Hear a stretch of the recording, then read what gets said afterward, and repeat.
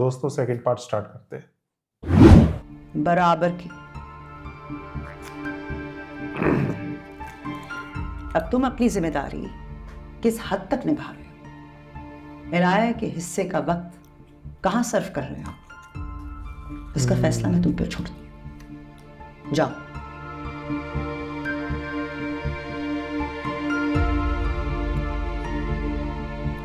Ignore कर देगा फाकिर। ये लापरवाही बहुत ज्यादा है फाकिर की। इग्नोर कर देगा फिर से।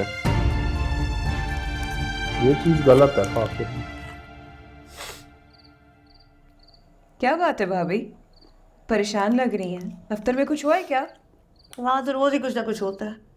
ये नंबर्स इनसे उलझा देते हैं, सर चकराने लगता है मेरा, तो समझ ही नहीं आता। सही कह रही हैं, हम घरेलू औरतों को कहाँ पता ये गोरख धंधों का, कारोबार का।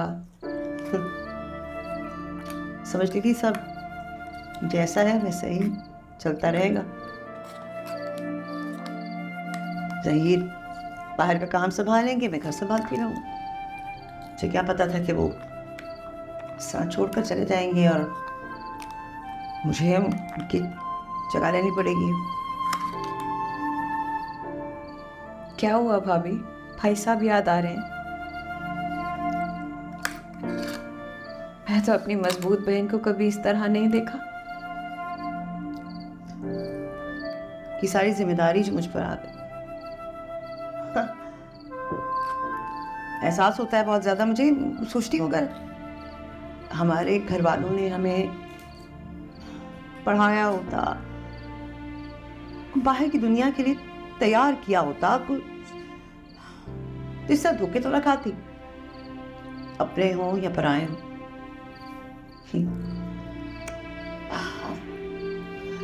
हबीब हो या मैनेजर ऑफिस का,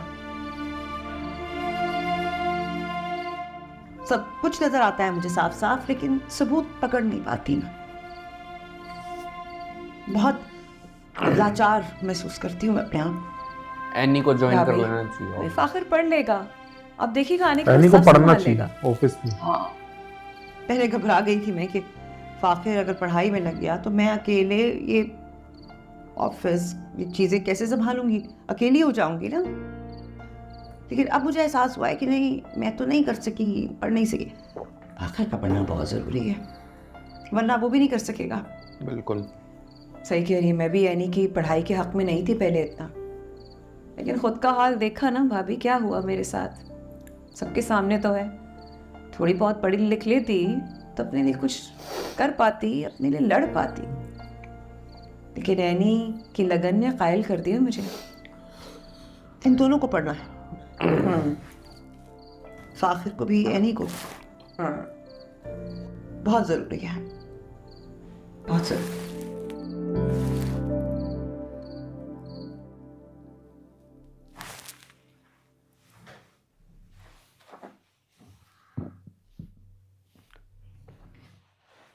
ये भाभी, नहीं हाँ, सुधरेगी भाई। मुझे आपसे एक ज़रूरी बात करनी थी। हाँ कहो। मैंने ना एमन के लिए एक बहुत अच्छा रिश्ता देखा है। ओहो, कल वो लोग ये- आ रहे हैं घर पे, मैं चाहती हूँ कि आप भी हमारे साथ वहाँ मौजूद हों। ये तुम क्या कह रही हो? एमन के लिए रिश्ता? खुदा का कुछ खौफ कर। छोटी उम्र की शादी का नतीजा तुमने नहीं देखा? हाँ, जो फैसला तुम्हारे भाइयों ने किया था। भाभी, छोटी उम्र में ना होते हैं छोटे छोटे मसले मसाइल, लेकिन बाद में रो पीट के एडजस्ट हो जाता है सब कुछ। ऐसा रो कुछ नहीं पीटना होता। है क्यों? अकल करो तो। जिंदगी बर्बाद हो जाती हैं, देखा है तुमने अपनी आंखों से। पता नहीं क्यों नहीं तुम समझ रही हो, एमन बहुत छोटी है, उसके पढ़ने के दिन है। चंद साल रुक जाओ, फिर कर लेना शादी उसकी। भाभी, एमन मेरी बेटी है, मुझे जो उसके हक में बेहतर लगेगा मैं वही फैसला करूंगी। कल 5 बजे वो लोग आ रहे हैं और आप वहाँ मौजूद हो तो ज़्यादा अच्छा है। ज़ाहिर है कुछ देने जाने की बात हुई तो आप ही देखेंगे ना ज़हीर भाई के बाद सब। इसको ये सोचना चाहिए, फहमी। अगर सजाद जिंदा होते बात देने को लेने समझो। की तो वो एग्री होते इस चीज के लिए। एमन की शादी की उम्र नहीं है। भाभी, मैंने देने दिलाने की बात की है, आप तो शादी रुकवाने पे ही आ गई हैं। बहुत अच्छी और छोटी फैमिली है, कल वो लोग आ रहे हैं घर पे, और अगर मुझे माँ बाप अच्छे लगे तो मैं कल के कल ही हाँ कर दूंगी।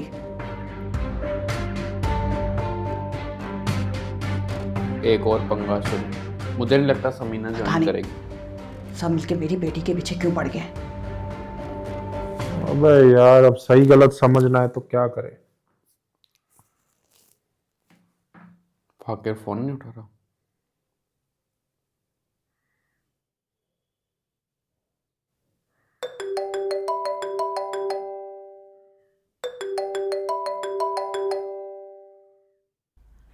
फाखिर, मुझे बार बार कॉल करना बंद करो। आमना, तुमसे सॉरी कहने के लिए यार कॉल की थी। जो भी आज अम्मा ने कहा उसके लिए जेन्युइनली सॉरी यार। फाखिर, तुम्हारी अम्मी ने जो कहा सो कहा, लेकिन अब मैं तुमसे नहीं मिलने वाली हूँ।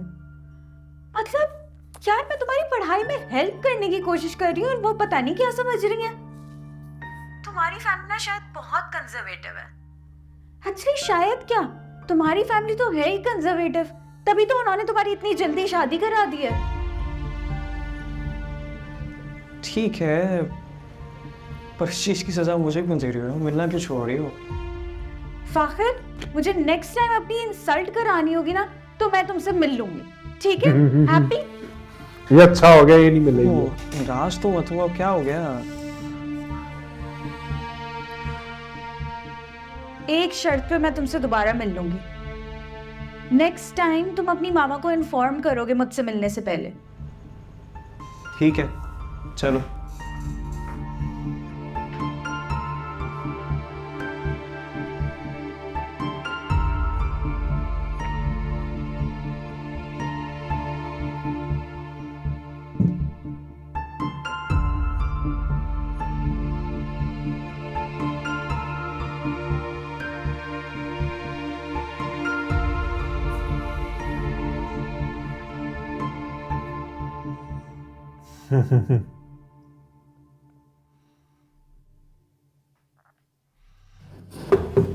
फिर आ गया। एनी बेटा, मैं जा रहा हूँ बाहर। मैं कुछ मंगवाना है? मेरे को कुछ नहीं चाहिए।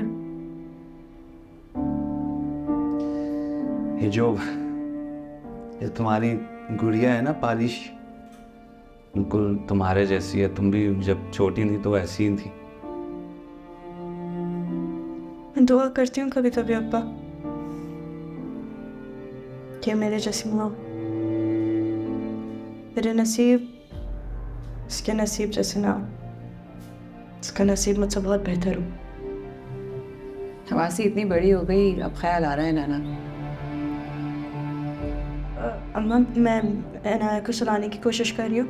जैसे ही वो सो जाएगी मैं आपको दे दूँगी। बस 1 घंटे के लिए मुझे जाना है, मुझे कुछ बुक्स लेनी है। अरे तो तुम अकेले कैसे जाओगी? तुम मेरे साथ चलो, मैं लिए चलता हूँ। बल्कि एक काम करो, तुम मुझे किताब का नाम लिख के दे दो, मैं ले आऊँगा। बचपन से लेके आज तक कभी पलटकर पूछा नहीं, और आज अभी तबीयत ठीक है आपकी?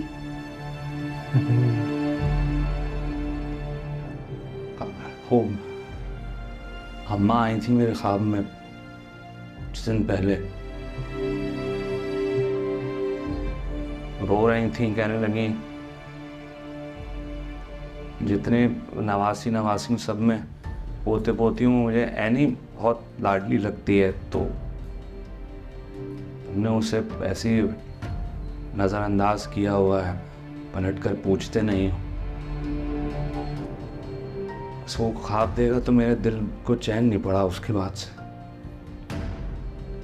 ओके, पर ठीक है, मैं चली जाऊंगी।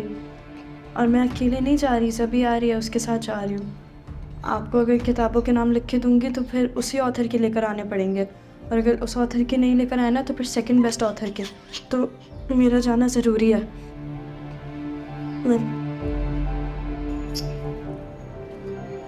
तो इसी के साथ सेकंड पार्ट एंड होता है। मिलते हैं थर्ड पार्ट में। Bye bye.